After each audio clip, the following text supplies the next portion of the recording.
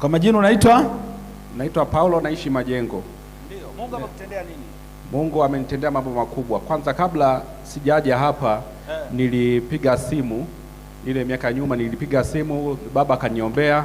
Nilikuwa katika wakati mgumu sana, uchumi umekataa. Nyumba zangu, nilikuwa na nyumba mbili, zote nimeshaziuza. Mambo yalikuwa ni magumu sana. Yaani wakati anakuja kipindi hicho, miaka hiyo, alikuwa na nyumba mbili, zote ameuza, uchumi umegoma, kila kitu kimegoma, na baada ya hapo kapiga simu kwa habari ya mahali hapa. Baada ya hapo ikawaje? Ukaniombea, ukanielekeza namna za kufanya, ninunue chumvi na maji huko nyumbani, ukaniombea, nikaenda nikatumia. Nikaanza kuwa naalisha damu. Ukaanza kualisha damu? Nilikuwa naalisha damu. Kipindi hicho maisha yangu yalipokuwa magumu, nilikuwa yani hata chakula nakosa na kuilisha familia yangu. Nilikuwa yani kipindi hicho alikuwa hata hela ya chakula anakosa. Maana yake hela ya kulisha familia anafanya nini? Tuambie. Nilikuwa nikiona msiba nahisi kwamba hapa ndo pa kuponea. Yani nachukua familia yangu naipeleka pale msibani, tunapata kula. Kwa hali niliyokuwa nayo. Hebu fikiri, yani akifika mahali fikiri hali ya ugumu wa namna hiyo. Yani msiba ukitokea, naona hapa ndio afadhali, anabeba familia wanaenda pale wanaponea pale. Sasa baada kuombewa vile nikaanza kuwa napata bahati. Yani baada ya kuombewa hapo niliokota kama shilingi 20,000 ile siku. Nikawa nimejiegesha sehemu moja hapo maeneo ya Kariakoo. Yani baada ya kuombewa, kumbuka ni mtu ambaye alikuwa na nyumba mbili ameuza, maana yake amefilisika, hajabakiwa na kitu chochote, ili ale akisikia msiba anasema asante Yesu. Maana yake kuna watu wanaomba mtaani kwako, jamani msiba utokee ili tukapate uafadhali. Sio kwamba wanapenda, ni kwa sababu ya hali ngumu. Lakini huyu baada ya kuombewa akafanya nini? Akaokota 20,000. Tuambie, baada ya kuokota 20,000 ikawaje? Nikawa nimeacha nyumbani shilingi 10,000, ile nyingine nikapata na ujasiri wa kwenda kwenye maduka ya watu. Yani nikawa ninakaa kwenye duka la mtu. Yani akawa ni goalkeeper, unajua wale wanaitaga. Nikawa natengeneza urafiki na watu, mteja akija akiwa amekosa ile bidhaa namuuliza pale nje, vipi, una shida na nini? Nimekosa hili, namwambia mkaa hapa nikuletee. Nikawa naishi katika mazingira hayo, nikawa nimepata sauchumi kwa sababu ya madhabahu hii.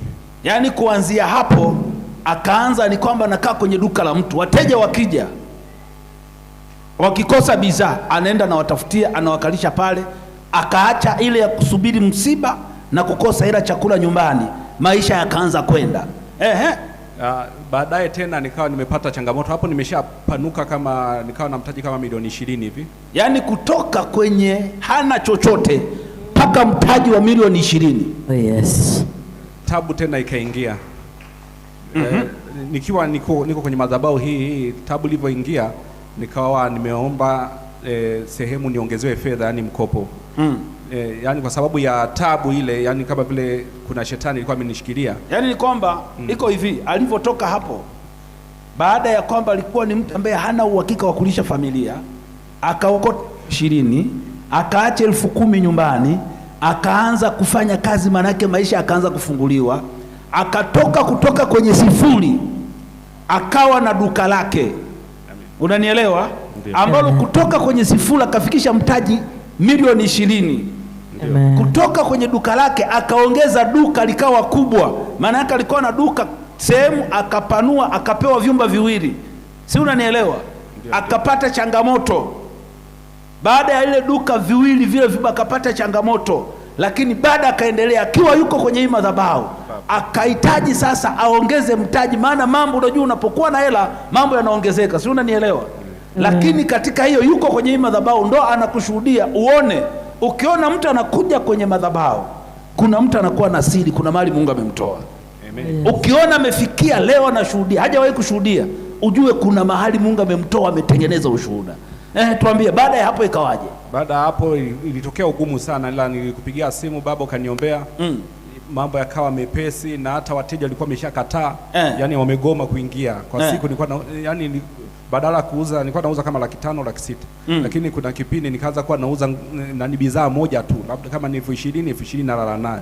Duka ikiwa kubwa. Sasa baadaye ulivyoniombea vile, mambo akafunguka, wateja wakafunguka, akaanza kuwa nakuja, na nikapokea huo mkopo wangu, na mambo yakawa mazuri tu mpaka sasa.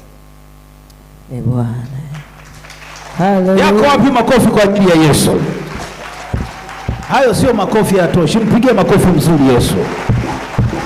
Ukiona mtu anakuja, kuna watu wanasili, kuna mahali Mungu amewatoa. Oh, yes. Lakini ninachotaka nikwambie, ukinyenyekea, ukiamini kwamba Mungu anaweza kukusaidia, hautabaki na hali ulionayo. Oh, yes. Yeyote anayeambatana na mtu aliyefanikiwa, yeye anakuwa ni mfanikio wa pili baada ya ule wa kwanza anayeambatana naye. Oh, yes. Hebu fikiri kama mtu alitoka zilo na kutokana na madhabahu hii leo Mungu amemfanyia hivyo, amemuinua, amempa, atashindwa kuipenda madhabahu? Bwana. Mtu akisema hapa tunaigiza, ujue yeye ndo hajui. Amen. Na ukiona mtu anakuletea fujo, ujue huyo ni shetani ametumwa kutoa kwenye muujiza wako. Amen.